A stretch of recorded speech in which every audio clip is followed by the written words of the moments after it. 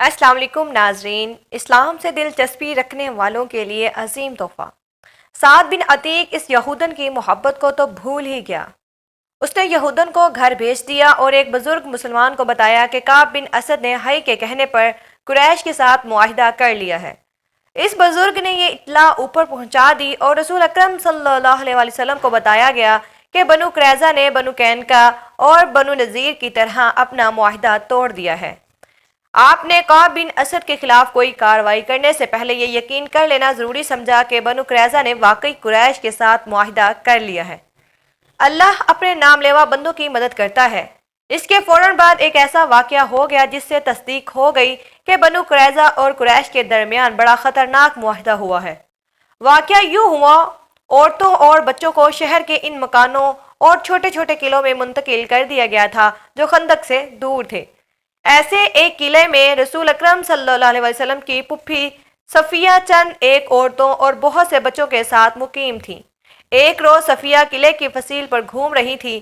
انہوں نے نیچے دیکھا، ایک آدمی دیوار کے ساتھ ساتھ مشکوک سی چال چلتا جا رہا تھا۔ وہ کہیں رکتا، دیوار کو دیکھتا اور آگے چل پڑتا۔ صفیہ اسے چھپ کر دیکھنے لگی۔ صاف پتہ چلتا تھا کہ یہ آدمی قلعے کے اندر آنے کا کوئی راستہ یا ذریعہ دیکھ رہا ہے۔ صفیہ رضی اللہ عنہا کو اس وجہ سے بھی اس آدمی پر شک ہوا کہ شہر کے تمام آدمی خندق کے قریب مورچہ بند تھے یا جنگ کے کسی اور کام میں مصروف تھے۔ اگر یہ کوئی اپنا آدمی ہوتا اور کسی کام سے آیا ہوتا تو دروازے پر دستک دیتا۔ قلعے میں عورتوں اور بچوں کے ساتھ صرف ایک مرد تھا۔ یہ تھے عرب کے مشہور شاعر حسان بن ثابت۔ صفیہ نے حسان سے کہا کہ نیچے ایک آدمی مشکوک انداز سے دیوار کے ساتھ ساتھ جا رہا ہے، مجھے شک ہے کہ وہ یہودی ہے۔ صفیہ سے حسان نے کہا، تم جانتے ہو حسان، بنو قریظہ نے دوستی کا معاہدہ توڑ دیا ہے۔ یہ شخص مجھے یہودیوں کا مخبر معلوم ہوتا ہے۔ بنو قریظہ ہم پر عقب سے حملہ کریں گے تاکہ ہمارے مردوں کی توجہ خندق سے ہٹ جائے اور وہ پیچھے آ جائیں۔ یہودیوں کے پاس ہمارے مردوں کو مورچوں سے نکال کر پیچھے لانے کا یہ طریقہ کارآمد ہوگا کہ وہ ان قلعوں پر حملہ شروع کر دیں جن میں عورتیں اور بچے ہیں۔ نیچے جاؤ حسان، اللہ تمہارا نگہبان ہو۔ اس شخص کو للکارو، اگر وہ واقعی یہودی ہو تو اسے قتل کر دو۔ خیال رکھنا کہ اس کے ہاتھ میں برچھی ہے اور اس کے چوگے کے اندر تلوار بھی ہوگی۔ اے عظیم خاتون، حسان شاعر نے کہا، کیا آپ نہیں جانتی کہ میں شاعر ہوں جو صرف جوش دلا سکتا ہوں، جوش میں آ نہیں سکتا۔ شاعر سے توقع نہ رکھو کہ وہ اس آدمی کے مقابلے میں جائے گا جو اتنی دلیری سے قلعے تک آ گیا ہے۔ مورخ ابن ہشام اور رابن قتیبہ نے لکھا ہے کہ عرب کے عظیم شاعر کا یہ جواب سن کر رسول اکرم صلی اللہ علیہ وسلم کی پھپھی صفیہ نے اسے قہر کی نظروں سے دیکھا اور ایسے طیش میں آئی کہ خود اس مشکوک آدمی کو پکڑنے یا مارنے کے لیے چل پڑی، لیکن یہ نہ دیکھا کہ ایک مسلح مرد کے مقابلے میں جاتے ہوئے ان کے ہاتھ میں کون سا ہتھیار ہے۔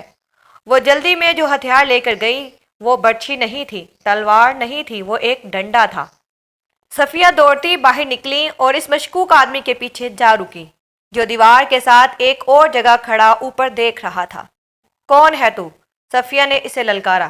مشکوک آدمی نے بدک کر پیچھے دیکھا۔ اگر وہ کسی غلط نیت سے نہ آیا ہوتا تو اس کا انداز کچھ اور ہوتا، مگر اس نے برچھی تان لی۔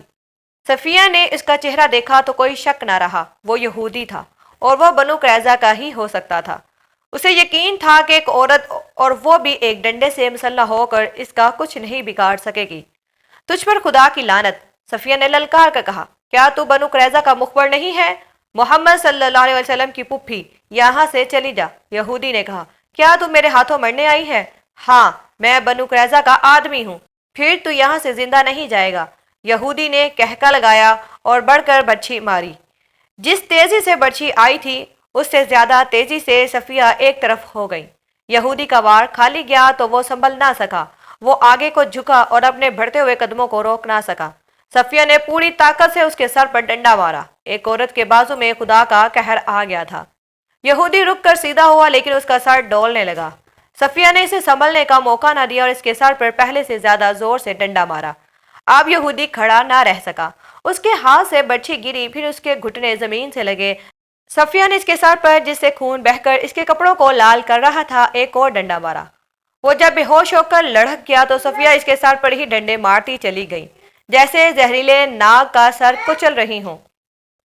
صفیہ نے اس وقت ہاتھ روکا جب یہودی کی کھوپڑی کچلی گئی اور اس کا جسم بے حس ہو گیا۔ صفیہ قلعے میں چلی گئی۔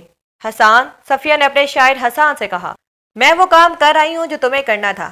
آپ جاؤ اور اس یہودی کے ہتھیار لاؤ اور اس کے کپڑوں کے اندر جو کچھ ہے وہ بھی لے آؤ۔ میں عورت ہوں، کسی مرد کے کپڑوں کے اندر ہاتھ ڈالنا ایک عورت کے لیے مناسب نہیں۔ چاہو تو یہ مال غنیمت تم لے سکتے ہو، مجھے اس کی ضرورت نہیں۔ اللہ آپ کی عصمت اور عفت کی حفاظت کرے۔ حسان شاعر نے مسکراہٹ سے کہا، مال غنیمت کی مجھے بھی ضرورت نہیں، اور حسان وہاں سے کھسک گیا۔ وہ شاید کہنا یہ چاہتا تھا کہ اس میں اتنی ہمت نہیں کہ کچلی ہوئی کھوپڑی والی لاش کو ہاتھ لگائے۔ مورخین لکھتے ہیں کہ یہ خبر رسول اکرم صلی اللہ علیہ وسلم تک پہنچی تو آپ صلی اللہ علیہ وسلم کو پریشانی ہوئی۔ شہر میں خوراک کی کیفیت یہاں تک پہنچ گئی تھی کہ ہر فرد کو اس کی اصل ضرورت کی صرف 1/4 خوراک ملتی تھی۔ رسول کریم صلی اللہ علیہ وسلم نے خدائے ذوالجلال سے مدد مانگی اور کوئی حکمت عملی سوچنے لگے۔ ادھر خندق کا محاذ سرگرم تھا۔ خالد کو اپنی اس وقت کی بے چینی اور بےتابی اچھی طرح یاد تھی۔ وہ خندق کے ساتھ ساتھ گھوڑا دوڑاتا اور کہیں سے خندق عبور کرنے کے طریقے سوچتا تھا۔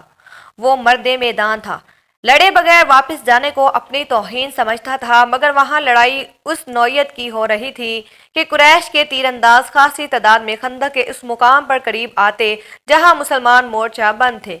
یہ سیلا کی پہاڑی تھی۔ تیر انداز مسلمانوں پر تیر برساتے، مسلمان جوابی تیر اندازی کرتے۔ کبھی قریش کا کوئی تیر انداز جیش کسی اور جگہ گشتی سنتریوں پر تیر چلاتا، مگر مسلمانوں کا جیش فوراً پہنچ جاتا۔ رات کو مسلمان خندق پر سنتریوں کی تعداد میں اضافہ کر دیتے تھے اور قریش خندق سے دور پیچھے خیمہ گاہ میں چلے جاتے تھے۔ رسول کریم صلی اللہ علیہ وسلم کو جہاں مدینہ میں خوراک کی قلت کا جو قحط کی صورت اختیار کرتی جا رہی تھی احساس تھا، وہاں آپ صلی اللہ علیہ وسلم کو یہ بھی معلوم تھا کہ قریش کا لشکر بھی نیم فاقہ کشی پر آ گیا ہے۔ یہ وہ کیفیت ہوتی ہے جو انسانوں کو ایک دوسرے کی شرائط ماننے پر اور معاہدوں اور سمجھوتوں پر مجبور کر دیتی ہے۔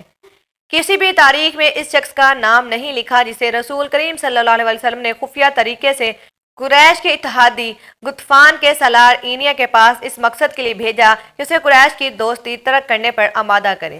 اسے یہ نہیں کہا گیا تھا کہ وہ مسلمانوں کے ساتھ مل جائے۔ رسول کریم صلی اللہ علیہ وسلم کا مقصد صرف یہ تھا کہ غطفان اور اینیا رضامند ہو جائیں اور اپنے قبیلے کو واپس لے جائیں تو قریش کا لشکر 2000 نفری کی فوج سے محروم ہو جائے گا۔ یہ توقع بھی کی جا سکتی تھی کہ دوسرے قبیلے بھی غطفان کی تقلید میں قریش کے لشکر سے نکل جائیں گے۔ کیا محمد ہمیں زبانی معاہدے کی دعوت دے رہا ہے؟ سالار اینیا نے رسول اللہ کے ایلچی سے کہا، ہم نے یہاں تک آنے کا جو خرچ برداشت کیا ہے وہ کون دے گا؟ ہم دیں گے۔